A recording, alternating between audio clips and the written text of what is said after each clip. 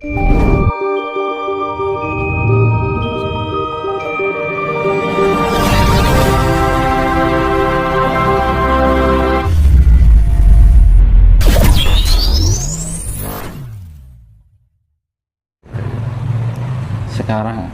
dunia kita Jawa, ini wong Jawa lali Jawani, wong Jawi dadi Jawan. Jawi itu bisa mengenal Jawa yang sebenarnya atau sejati. Nek Jawan itu mung elon-elon. Mergone apa? Ora kadunungan sejati. Nah, istilah pengertian wayang sebenarnya itu leluhur kita lebih pintar, lebih cerdas. Ada nggak negara lain bisa membuat filosofi yang diwujudkan dalam bentuk wayang? Lebih lengkap nggak dari budaya Jawa? Dikenal dari seluruh dunia, dikenal apanya? Kan budaya. Neng saiki wong ora ngerti budaya itu apa. Wayang dan wayang itu bukan tontonan tapi tuntunan. Banyak filosofi yang harus kita kupas. Ngono. Iya. Namun sekarang apa? Yang dikenal orang Jawa sekarang adalah satu, hedonisme. Orang mengumpulkan segala kemewahan itu untuk menghindari segala penderitaan hati, ben ora dianggap rendah, biar dianggap ya itu sifat gengsi itu yang paling berbahaya. Dianggap rendah, kita merasa nggak mau. Nah, iya benar Mas. Mau sampai kapan? Kalau hancur, siapa yang menyesal? Alam atau diri kita? Alam baik-baik saja, karena alam bergerak secara refleksi alam, menyelesaikan diri. Kalau kita gatal, pasti kita garuk-garuk. Alam pun juga begitu. Hati nuraninya di mana? Kita punya rasa, diberikan anugerah sama Tuhan untuk merasakan, bukan untuk menguasai. Iya kan? Karena apa? Ketika pikiran dikuasai oleh rasa itu, yang muncul adalah hati nuranian, bahwa yang timbul adalah kasih sayang. Tapi ketika hati dikuasai oleh pikiran, tahu sendiri apa yang terjadi. Krisis identitas diri, krisis kemanusiawian. Akhirnya apa? Kita nggak ada sifat kepedulian. Yang dimaksud dalam pengetahuan adalah individualisme. Ya, individualisme itu akan mempengaruhi jiwa kita yang egois, karsa itu Mas, nafsu dan keegoisan. Mau sampai kapan? Dan penyesalan itu pasti akan hadir, bukan di depan tapi di belakang, karena orang sekarang lebih pengen menikmati daripada merasakan. Iya kan? Tapi mohon maaf Mas, ada nggak sebenarnya upaya untuk meminimalisir potensi bencana-bencana yang kemudian akan terjadi akibat ulah manusianya itu sendiri secara konkret? Barangkali ada nggak upaya agar bisa meminimalisir hal itu? Seperti yang saya pernah jelaskan di konten-konten berikutnya, sebelumnya. Kunci utama, saya ulangi, kunci utama adalah kita harus mengenal isi hati alam. Kita harus menyatukan diri dengan alam. Kita harus bisa memahami keinginan alam. Kita hidup dari mana toh? Alam. Alam. Kita makan dari apa? Hasil bumi dari alam. Kita bisa berhirup dengan apa? Amin. Kita akan kembali kemana? Ke alam juga. Jawabannya cuma satu kan? Dan kita sekarang jadi apa? Banyak mayoritasnya daripada minoritas. Ya, itu fakta. Kenapa harus begitu? Karena apa? Manusia kehilangan kasih sayang.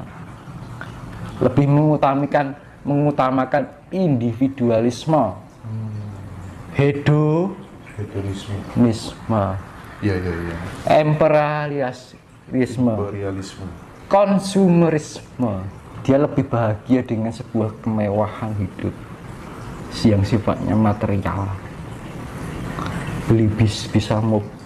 Bisa beli mobil, Pengen nyaman bisa terus. segala apa yang diinginkan ingin tercapai. Karena pandangan seseorang, aku punya cita-cita. Cita-citanya sebagai apa? Dokter, sebagai pilot. Namun tipis sekali ketika orang punya harapan, saya ingin menjadi orang yang berbakti pada Tuhan. Saya ingin menjadi tangan panjang Tuhan. Tahu artinya tangan panjang Tuhan? Kuncinya apa menjadi tangan panjang Tuhan? Ketika kita di jalan mengetahui orang yang tidak bisa apa-apa, ada orang yang cacat, kita lebih sempurna dari mereka. Apa yang harus kita lakukan? Kasih dan kasih. Namun sekarang yang terjadi adalah orang yang lebih egois dengan aku mempunyai ini, tapi lepas dari rasa bersyukur. Nah, padahal sama-sama makan nasi, sama-sama memakan hasil bumi. Kita diberikan tumbuh dari apa? Dari tanah, masuk di dalam mulut kita. Kira-kira kita bisa nggak hidup dengan tanpa tumbuhan? Oh, bisa. Kira-kira kita bisa nggak tanpa udara? Kita kira-kira bisa nggak tanpa air? Kira-kira kita bisa nggak tanpa matahari? Dan terus apa yang kita perbuat untuk mereka yang sudah menghidupi kita? Apa yang sudah kita perbuat? Ini alam loh, jangan buat main-main. Menggunakan itu. Seharusnya kita tidak butuh pihak lain. Yang kita butuhkan adalah pihak diri. Yang menyelamatkan kita sendiri adalah bukan orang lain. Yang menyelamatkan diri kita adalah diri kita sendiri. Orang lain hanya bisa memberikan suatu arahan. Namun kalau kita nggak bisa tumbuh dalam diri kita sendiri, impossible. Kita diberikan otak buat berpikir, diberikan hati untuk merasa, diberikan jiwa untuk memiliki nurani, diberikan raga untuk kita bisa berbuat. Demi apa? Demi kasih sayang. Namun apa yang terjadi adalah individualisme.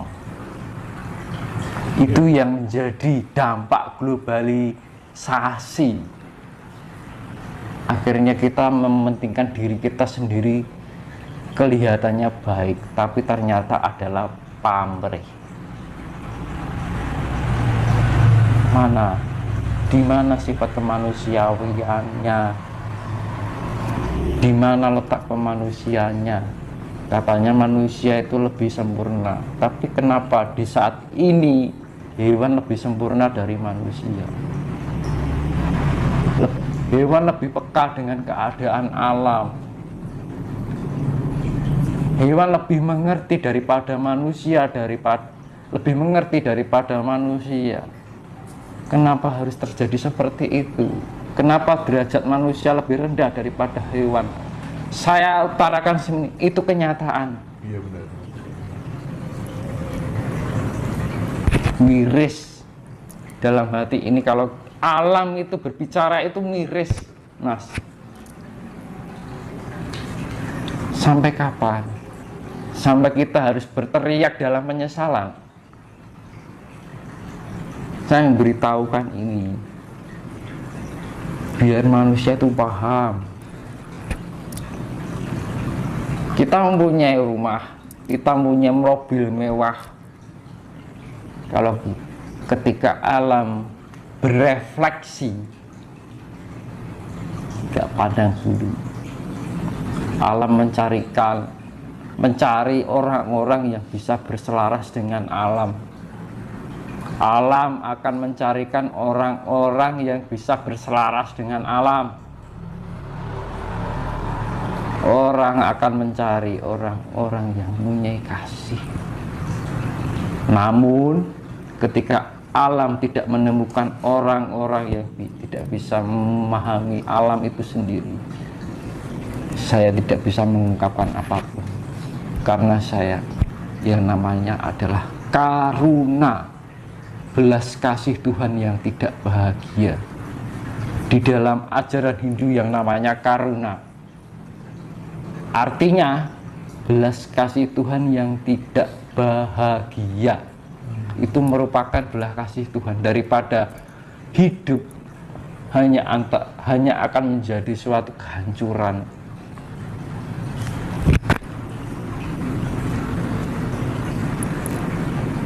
Perbaikan, jalan satu-satunya adalah itu.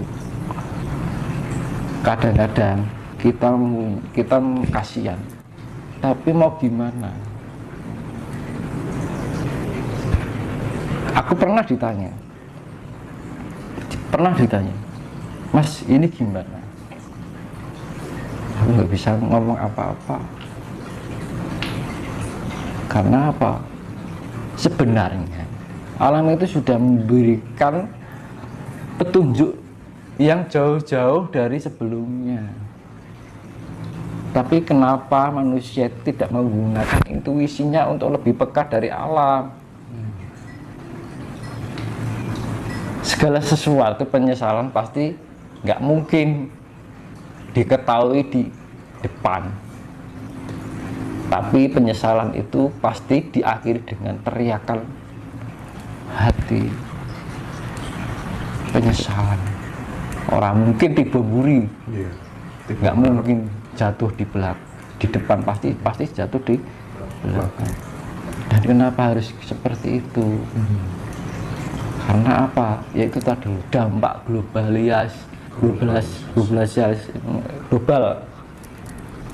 Karena pengaruh apa? Bukan dari Nusantara, tapi dari negeri lain. Modernisasi negeri api, Mas. Itu imperialisme, hedonisme, ya kan? Individualisme, kapitalisme, konsumerisme, itu yang menjadi dampak. Seakan-akan kalau kita nggak punya mobil, nggak punya rumah, dianggap rendah oleh orang lain, akhirnya menyakitkan hati. Akhirnya timbul sifat gengsi. Nah, sifat gengsi ini loh yang menjadi penjerumus hidup kita. Jangan gengsi, karena gengsi itu adalah kebalikan dari sifat rendah hati. Nah, rendah hati itu tumbuh dari mana? Kasih sayang. Makanya dari awal dulu yang Wisnu bilang sama saya ketika saya di Candi Cetek, nanti